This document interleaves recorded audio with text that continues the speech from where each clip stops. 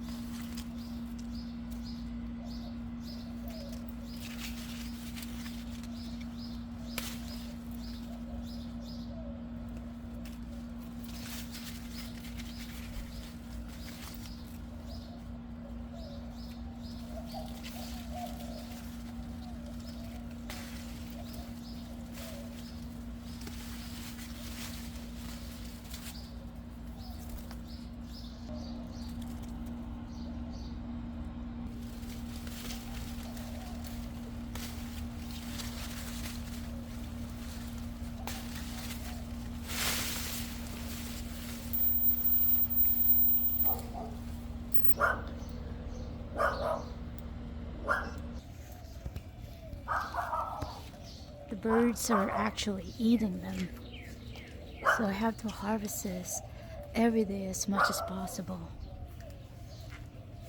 So every branch has fruit that has been eaten by the bird. And there's still a lot more to harvest. This fig is very prolific. It's crazy. So many. There's a lot of fruits. And the garden is not looking that bad. There are some plants that have already, died. But still looking good. We got a lot of basils to harvest, and majority of these tomatoes are volunteer. And look at our tromboncino. This is almost 4 feet. Let me show you. We get the meter going here. Oopsie. Oh, okay. Alright. So we are only 2 inches shy to 4 feet. Isn't that crazy? And the girth is pretty thick. Yeah, it's uneven, but it's pretty. It's really pretty. It's beautiful. And we got some melons growing here. They're looking beautiful. Some of the melons that I harvested, like I think that was last week. 2 of those melons that are growing over here, they get eaten by probably a bunny. And I harvested 2, and it tasted so good. It has a little bit of a weird texture, almost like grainy, if you would say. But maybe because it rained and I don't know, I harvested earlier than I'm supposed to. So yeah, oh my gosh, look what happened. Oh my gosh. See what's happening over here? Ooh, okay. I have to release this because I don't think it's ever gonna grow big if it's stuck. So, yep, that's crazy, huh? Oopsie. There you go. It got pretty stuck. Look at that. Hopefully it will survive. We'll see. Well, we got beautiful melons growing. And we have a lot of sweet potatoes, but they're not really doing so well because of the bunnies keeps eating them. And ooh, it's time for a snack. We get some tomatoes. That's vitamin C right there. Now let's get this out.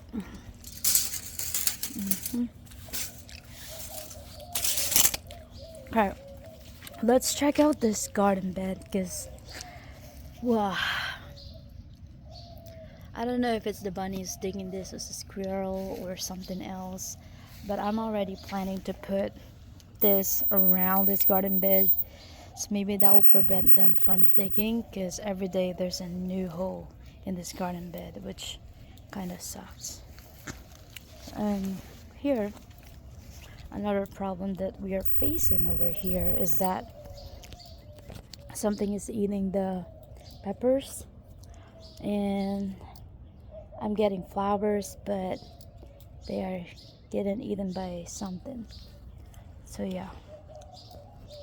Oh, what is? Oh, yeah, we got a lot of peppers. We got a pumpkin growing right there, just really nice.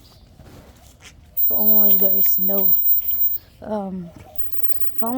bunnies, squirrels, and birds eating the crops, this garden would have looked way better than this. This is the cucumbers. I harvested a lot of cucumbers already. I pickled a lot of cucumbers already, and they are still producing cucumbers. Baby cukes. We got cucumber right here, and I accidentally planted cantaloupe alongside the cucumbers. That's why we have cantaloupes growing here and two kinds of cucumbers growing right over here. So we have the pickling cucumbers and we have the slicing one. This one can grow really long, which is really nice. Oh my gosh. And as you can see on the other side, I remove all the leaves because it got infected by aphids, so I don't want it to affect the entire cucumbers, but nevertheless, I have already harvested more than enough. I pickled more than enough for just me and my husband. I am already planning to do succession planting or plants because some of my beans is also done producing. So I already pulled some of the beans and started the succession planting right over here. I planted pumpkin for the fall, and it's growing pretty well. It's looking healthy. And also I planted kale. I also planted new mung beans. Like, it is growing nicely, and I only planted this like a week ago, and it's looking really promising. And I should probably start harvesting this what's this, potatoes. I also started new potatoes right over there. I have 3 grow bags potatoes right over here. I had to cover this because something is eating my mung beans, and that is not good at all. So I just put this net yesterday because I noticed, like, why are my mung beans not producing much, and then I just realized the reason is something is already eating it before I even harvest them. And I have the blackberries. This is a thornless blackberry, and as you can see, all these vines, if this hit or tuck in the soil, it will produce roots. So I am happy that it is growing nicely and propagating itself in a way, and hopefully next year we'll be able to harvest some blackberries. And right over here, I planted peppers and cucumbers, but this is like part of the garden that has the most sun with no shade whatsoever, and I understand why it's not really thriving at all. But somehow we got cucumber growing over here, which is good. I didn't expect anything from that garden bed whatsoever. And we have a volunteer pumpkin growing here, which is really nice. um, yeah, I think, yeah, I need to edge the entire garden. And right over here we got basils. I already harvested a lot of basils, and I will be harvesting more to make pesto because I'm almost out of pesto, which is really good. So you don't need to cook the basil at all. And also, like, the more you harvest basil, the more it will produce branches like this one. So I cut one right here, and it made two of these, which is really nice. It's ready to harvest. I'll be harvesting it this afternoon because I'm gonna go to my friend. And yeah, and oh my gosh, I dropped one. And right over here we have calamansi. Some people call it calamandine. This is one of our staple citrus in the Philippines. So we call it calamansi, and this calamansi is looking beautiful, and it's producing more calamansi. As you can see, there are more flowers, and I just can't wait to harvest them. It really just takes a while for them to grow bigger, but it is producing a lot of calamansi, which I am not complaining. I'm really, really happy about it. So what I do is, the first couple of months, it didn't really produce any flowers or fruit. I actually put a lot of like fruit scraps and buried it in this small pot. So it still even has the what you call that, banana peels. So the overripe banana I just buried there, and some of the juice that I made that I couldn't drink anymore. So yeah, it helped a lot with making this calamansi flower and produce fruits. And let's move on to this. Alright, this is quite a jungle, and this is our aquaponics. Down here we have tilapia. I don't know if you can see any of the tilapia. They're shy. Okay, so it's not too crowded, but it's a really good setup. And right up here we have kangkong, or this is what you call Thai spinach. I can't keep up with harvesting this because this grow really, really fast, and it's only just me and my husband. So sometimes I give vegetables to my neighbors or friends. But yeah, this is a very nutritious plant as well. I will probably harvest this this afternoon for dinner. And here we have citronella. So I propagated citronella that I got from the store, and out of one plant I propagated at, I think, 7. I already planted 4 citronellas in front of the house, and the remaining ones I just leave it there. And here I propagated a lot of figs. So I'm actually selling this. Some of the people already bought figs from me, which is really nice. And these figs are from this mother fig, which is probably, I don't know, probably like 15 feet right now. And it's really big. Like, look at that. There, it's really big. It's even higher than our patio roof. And yeah, but the most exciting part that is growing in my garden is, of course, the tromboncino, which is about 4 feet That is massive. This is the monster of the garden. It's crazy. I can't wait. So for the tromboncino, right now you can already harvest this as a summer squash, but I want to see how big it can grow. So I'm leaving it there, and I'm just gonna harvest it as winter squash. So the good thing about the tromboncino is you can have it for the summer, but you can also leave it to harvest for winter. I mean, to use for winter. So when it this is a young tromboncino, and since I hand pollinated this, it grew so fast. Like I hand pollinated 8 days ago, and it's like growing a foot, almost a foot every day. It's crazy. It's crazy. And it's so exciting because this is the only tromboncino that is growing right now. I mean, that is already pollinated, but I have like upcoming tromboncino right over here. We have one and two.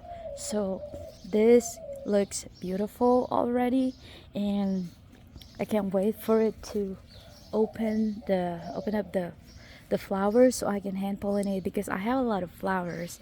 This this vine right here, which is producing this tromboncino, it only has one, so maybe that helps a lot when in growing the tromboncino. Oh my god, there's a bee. Ooh, I don't know if you can see it.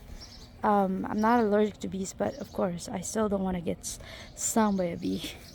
And I'm sorry this video took a while, I mean long, but this is what we harvested today. It's a beautiful day. We harvested a lot of figs today. This is the type of figs that didn't really turn purple. There are different kinds of figs in the world. So don't ask me why am I harvesting it when it's still not purple. If you search about figs, there are different kinds. There are some figs that grows like this that doesn't turn purple. Some figs grows like almost yellow. Some figs grows like almost black. Some figs almost grows like, I mean, really deep violet color. So there are different kinds of figs, and this figs is very prolific. And I'm here in Texas, in Austin, but and yeah, gardening here is quite hard, but we survived. It's a lot of challenge. Last year, when we moved here and I started planting, it was crazy because the soil in Texas is not workable at all. So I had to buy soil, a lot of soil from Home Depot, Lowe's, Walmart, all different kinds. I just mix them all, and also I am doing some compost. I don't know if you've seen it before. So all my kitchen waste, especially food waste, I am putting it there and burying it using the soil. And when we moved here, there was no worm when I was digging, when I was trying to plant, and just the bare soil that we have here, there was no worm. And I was like, oh my gosh, this is not workable at all. In the beginning, I was very disappointed because how bad the soil is, because I came from Connecticut, and our soil is really nice. It's fertile. I mean, it's healthy soil, and I didn't even buy any bag of soil when I was in Connecticut. But here, I had to buy all the soil that I have here. And as you plant in your garden, so this garden bed, for example, this is almost like full when I started gardening. And look at that, it's receding. The reason behind it, if you're wondering, like for some of you that has been gardening and like wondering why are they losing soil every time or every season, it's because of course the plants eat the nutrients from the soil, and where those nutrients coming from the soil, and the more they eat, of course, the more you grow plants, the more you will have less. And the good thing is, once you are done with your garden, you can just put all the plants from the last season in your garden and let them compose for the winter, and it will do magic.